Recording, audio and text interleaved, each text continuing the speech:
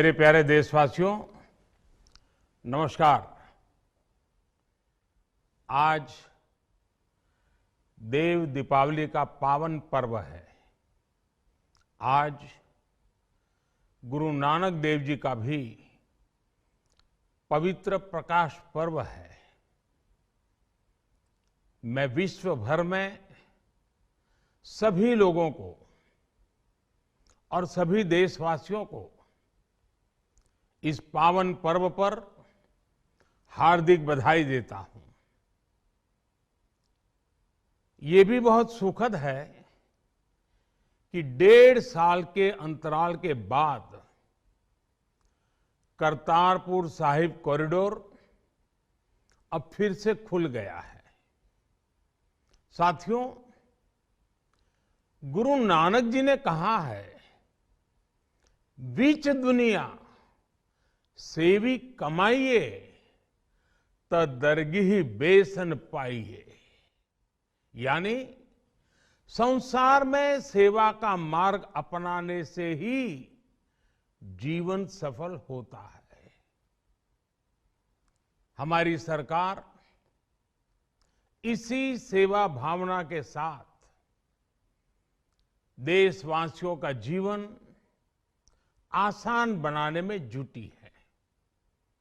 न जाने कितनी पीढ़ियां जिन सपनों को सच होते देखना चाहती थी, भारत आज उन सपनों को पूरा करने का भरपूर प्रयास कर रहा है। साथियों, अपने 5 दशक के सार्वजनिक जीवन में मैंने किसानों की परेशानियों को, उनकी चुनौतियों को बहुत करीब से देखा है, महसूस किया है। इसलिए जब देश ने मुझे 2014 में प्रधानमंत्री के रूप में सेवा का अवसर दिया, तो हमने कृषि विकास, किसान कल्याण को सर्वोच्च प्राथमिकता दी। साथियों, इस सच्चाई से बहुत लोग अनजान है कि देश के 100 में से 80 किसान छोटे किसान हैं। उनके पास 2 हेक्टेयर से भी कम जमीन है। आप कल्पना कर सकते हैं, इन छोटे किसानों की संख्या 10 करोड़ से भी ज्यादा है। उनकी पूरी जिंदगी का आधार यही छोटी सी जमीन का टुकड़ा है। यही उनकी जिंदगी होती है। और इस छोटी सी जमीन के सहारे ही वो अपना और अपने परिवार का गुजारा करते हैं। पीढ़ी दर पीढ़ी परिवारों में होने वाला बंटवारा इस जमीन को और छोटा कर रहा है। इसलिए देश के छोटे किसानों की चुनौतियों को दूर करने के लिए हमने बीज, बीमा, बाजार और बचत, इन सभी पर चौतरफा काम किया। सरकार ने अच्छी क्वालिटी के बीज के साथ ही किसानों को neem coated urea, soil health card, micro irrigation जैसी सुविधाओं से भी जोड़ा। हमने 22 करोड़ सॉइल हेल्थ कार्ड किसानों को दिए और इस वैज्ञानिक अभियान के कारण एग्रीकल्चर प्रोडक्शन भी बढ़ा। साथियों, हमने फसल बीमा योजना को अधिक प्रभावी बनाया। उसके दायरे में ज्यादा किसानों को लाए। आपदा के समय ज्यादा से ज्यादा किसानों को आसानी से मुआवजा मिल सके, इसके लिए भी पुराने नियम बदले। इस वजह से बीते 4 साल में 1 लाख करोड़ रुपए से अधिक का मुआवजा हमारे किसान भाई बहनों को मिला है। हम छोटे किसानों और खेत में काम करने वाले श्रमिकों तक बीमा और पेंशन की सुविधाओं को भी ले आए। छोटे किसानोन की जरूरतों को पूरा करने के लिए सीधे उनके बैंक खातों में 1,62,000 करोड़ रुपए ट्रांसफर किए, सीधे उनके खाते में। साथियों, किसानों को उनकी मेहनत के बदले उपज की सही कीमत मिले, इसके लिए भी अनेक कदम उठाए गए। देश ने अपने रूरल मार्केट इंफ्रास्ट्रक्चर को मजबूत किया। हमने एमएसपी तो बढ़ाई ही, साथ ही साथ रिकॉर्ड सरकारी खरीद केंद्र भी बनाए। हमारी सरकार द्वारा की गई उपज की खरीद ने पिछले कई दशकों के रिकॉर्ड तोड़ दिए हैं। देश की 1000 से ज्यादा मंडियों को ई नाम योजना से जोड़कर हमने किसानों को कहीं पर भी अपनी उपज बेचने का एक प्लेटफॉर्म दिया। और इसके साथ ही देश भर की कृषि मंडियों के आधुनिकीकरण पर भी हमने करोड़ों रुपए खर्च किए। साथियों, आज केंद्र सरकार का कृषि बजट पहले के मुकाबले 5 गुना बढ़ गया है। हर वर्ष 1.25 लाख करोड़ रुपए से अधिक कृषि पर खर्च किए जा रहे हैं।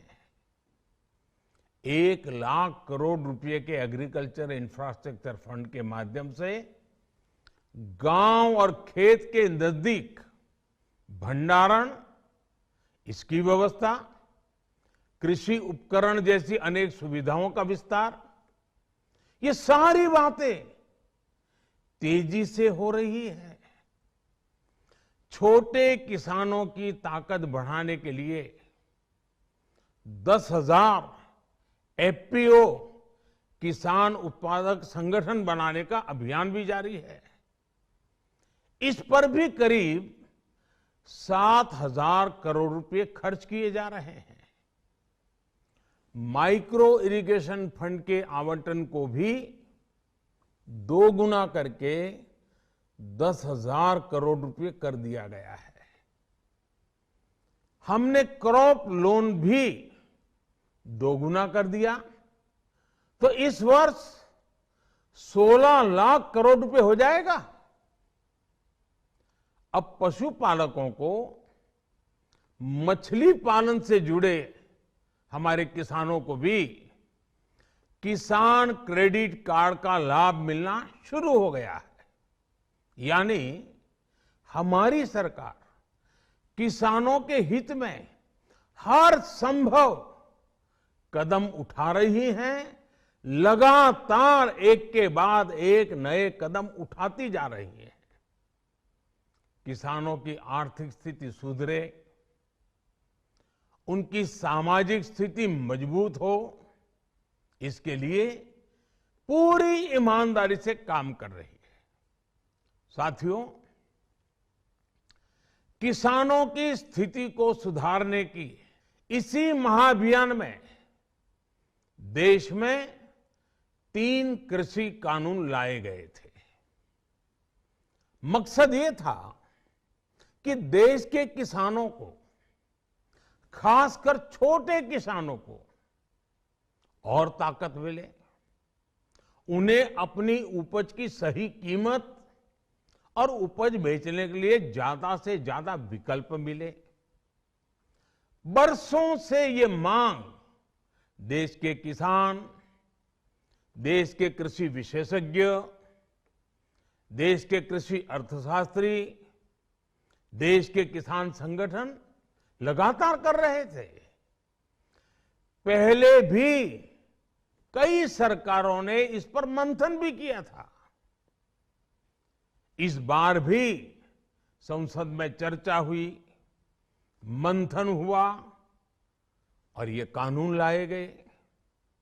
देश के कोने कोने में कोटि कोटि किसानों ने, अनेक किसान संगठनों ने इसका स्वागत किया, समर्थन किया। मैं आज उन सभी का बहुत बहुत आभारी हूं, धन्यवाद करना चाहता हूं। साथियों, हमारी सरकार किसानों के कल्याण के लिए, खासकर छोटे किसानों के कल्याण के लिए, देश के कृषि जगत के हित में, देश के हित में, गांव गरीब के उज्जवल भविष्य के लिए पूरी सत्यनिष्ठा से, किसानों के प्रति पूर्ण समर्पण भाव से, नेक नियत से ये कानून लेकर आई थी।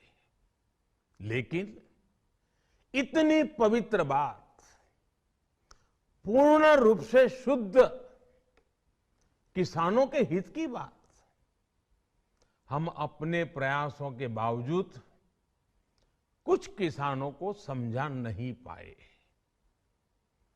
भले ही किसानों का एक वर्ग ही विरोध कर रहा था, लेकिन फिर भी ये हमारे लिए महत्वपूर्ण था। कृषि अर्थशास्त्रियों ने, वैज्ञानिकों ने, प्रगतिशील किसानों ने भी उन्हें कृषि कानूनों के महत्व को समझाने का भरपूर प्रयास भी किया। हम पूरी विनम्रता से, खुले मन से उन्हें समझाते रहे। अनेक माध्यमों से व्यक्तिगत और सामूहिक बातचीत भी लगातार होती रही। हमने किसानों की बातों को, उनके तर्क को समझने में भी कोई कोर कसर बाकी नहीं छोड़ी। कानून के जिन प्रावधानों पर उन्हें ऐतराज था, सरकार उन्हें बदलने के लिए भी तैयार हो गई। 2 साल तक हमने इन कानूनों को सस्पेंड करने का भी प्रस्ताव दिया। इसी दौरान ये विषय माननीय सर्वोच्च न्यायालय के पास भी चला गया। ये सारी बातें देश के सामने है, इसलिए मैं इनके अधिक विस्तार में नहीं जाऊंगा। साथियों, मैं आज देशवासियों से क्षमा मांगते हुए सच्चे मन से और पवित्र हृदय से कहना चाहता हूं कि शायद हमारी तपस्या में ही कोई कमी रही होगी, जिसके कारण दिए के प्रकाश जैसा सत्य कुछ किसान भाइयों को हम समझा नहीं पाए। आज गुरु नानक देव जी का पवित्र प्रकाश पर्व है। ये समय किसी को भी दोष देने का नहीं है। आज मैं आपको, पूरे देश को ये बताने आया हूं कि हमने 3 कृषि कानूनों को वापस लेने का, रिपील करने का निर्णय लिया है।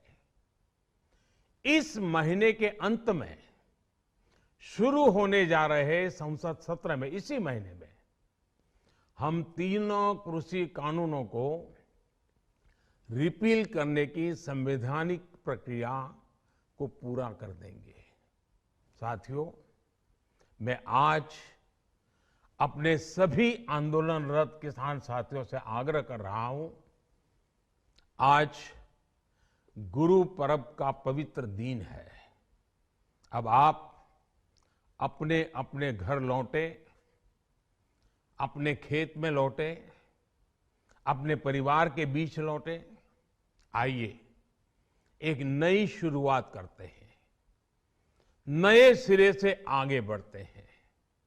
साथियों, आज ही सरकार ने कृषि क्षेत्र से जुड़ा एक और अहम फैसला लिया है। जीरो बजट खेती यानी प्राकृतिक खेती को बढ़ावा देने के लिए देश की बदलती आवश्यकताओं को ध्यान में रखकर क्रॉप पैटर्न को वैज्ञानिक तरीके से बदलने के लिए एमएसपी को और अधिक प्रभावी और पारदर्शी बनाने के लिए ऐसे सभी विषयों पर भविष्य को ध्यान में रखते हुए निर्णय लेने के लिए एक कमेटी का गठन किया जाएगा। इस कमेटी में केंद्र सरकार, राज्य सरकारों के प्रतिनिधि होंगे, किसान होंगे, कृषि वैज्ञानिक होंगे, कृषि अर्थशास्त्री होंगे। साथियों, हमारी सरकार किसानों के हित में काम करती रही है और आगे भी करती रहेगी। मैं गुरु गोविंद सिंह जी की भावना में अपनी बात समाप्त करूंगा। देहि शिवावर मोहे इहे, शुभ कर्मन ते कबहू न टरो। हे देवी, मुझे ये वर दीजिए कि मैं शुभ कर्म करने से कभी पीछे ना हटूं। जो किया किसानों के लिए किया, जो कर रहा हूं देश के लिए कर रहा हूं। आप सभी के आशीर्वाद से मैंने मेहनत में पहले भी कोई कमी नहीं की थी।